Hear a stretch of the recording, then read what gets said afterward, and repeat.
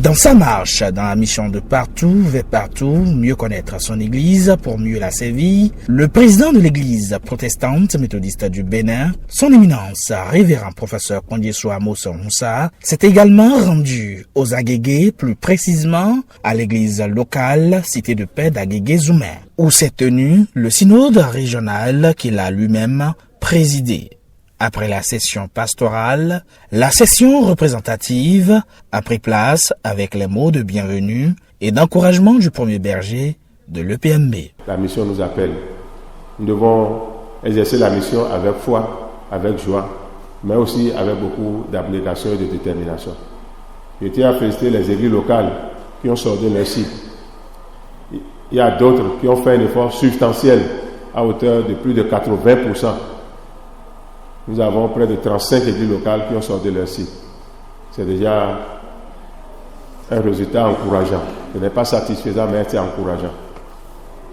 Nous avons connu des difficultés, des intoxications. Nous avons connu beaucoup de situations en 2023.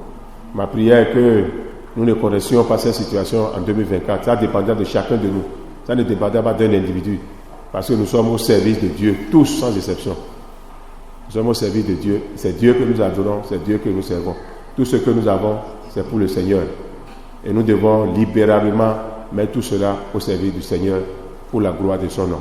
Je vous souhaite donc la bienvenue et je souhaite que ces moments que nous allons passer soient des moments agréables, des moments de paix, de joie, de convivialité, d'amour et de fraternité. Vive la région synodale de Khoulé-Noué-Pè. Ainsi, après les mots d'encouragement du président de l'Église, en même temps président de la région synodale de Khoulé-Noué-Pè, c'est le secrétaire général de la dite région, révérend Torrent Boileau, qui a présenté le rapport de la session pastorale, tout en rappelant les perspectives de la région pour l'année 2024. Perspective pour l'an 2024, la priorité c'est l'évangélisation. Nous avons un domaine à Adjacha. Nous nous sommes dit, on va en faire un centre d'accueil et de délivrance pour permettre aux méthodistes qui sont en difficulté d'avoir un cadre pour leur guérison, pour la guérison, pour les difficultés spirituelles.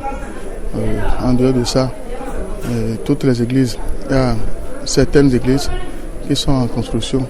Nous avons instruit les pasteurs à travailler de sorte que nous puissions constater un changement dans la région. En ce qui concerne le déplacement des ouvriers, nous nous sommes dit qu'il faut penser à exhorter ou à encourager les églises qui sont en train d'acheter des motos ou des véhicules pour le personnel. Nous les encourageons. Quant aux presbytères, nous nous sommes dit les églises qui sont en train de construire des presbytères, il faut les encourager et les aider à atteindre leurs objectifs. Il faut dire que le président de l'Église a également reconnu le mérite des églises ayant soldé la cible de l'année 2023 à travers la remise de certificats de félicitations et de cantiques. Le révérend Enoch Apo, représentant du président de la région, nous rappelle, quant à lui, les décisions issues de cette assise. Au cours de la session pastorale, nous avons eu à prendre certaines décisions et il y a une église qui ne paye pas la cible, alors les autres églises du secteur se sont dit mais non, comment le pasteur peut être dans le siège et cette église va refuser donc de payer la cible.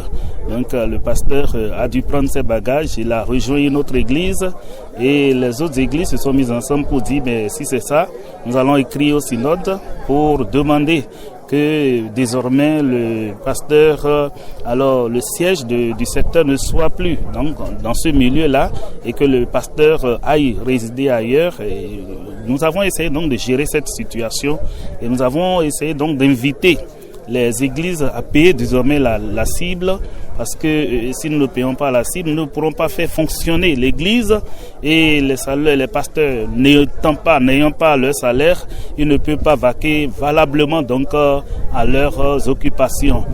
Et ensuite, au niveau donc de la session pastorale, nous avons essayé d'étudier des cas de discipline de certains prédicateurs, et nous avons essayé aussi de voir comment prendre d'autres décisions pour l'année qui va suivre pour que l'Église avance pour le mieux. Donc à la session représentative, nous avons essayé donc de décanter la situation, alors qu'avait déjà essayé donc d'analyser donc la session pastorale. Compte rendu donc de la session pastorale a été faite à la session représentative, et on a essayé de dire que nous sommes des églises sœurs, nous sommes de la même église, l'église méthodiste. Nous sommes une église bien organisée, alors il faille que chaque église alors sache qu'elle doit donner le meilleur d'elle-même pour qu'il y ait la paix, pour qu'il y ait l'unité, pour que l'église puisse fonctionner correctement, et que les églises sachent désormais qu'elles ont le devoir donc de prendre à cœur le pasteur, pour faire en sorte que le pasteur se porte mieux. Un pasteur qui se porte mieux, alors c'est pour une église qui va aussi mieux se porter. Et nous avons aussi essayé donc de voir au niveau des finances de l'église. Il y a beaucoup d'églises qui ont soldé leur cible. Alors il y a eu des parchemins donc qui ont été distribués à ces églises-là pour les encourager à solder leur cible, les fois à venir. Les églises qui n'ont pas soldé leur cible, alors le président de la région a essayé donc de leur donner quand même des conseils, et a essayé donc de leur prodiguer des conseils pour que les années qui suivent, alors que ces églises sachent que le non-paiement donc de la cible bloque les activités au niveau de la région. Donc dans l'ensemble, le synode s'est terminé avec une ambiance donc de gaieté, une ambiance de fête. Et enfin, l'Assemblée a ensuite approuvé et installé le frère Ebenezer Soumi au poste de vice-président de la région, en remplaçant l'ancien Joseph Biaou, rappelé à Dieu. De même, le synode a reçu et procédé au port de toge de 5 prédicateurs admis au grade de plein droit.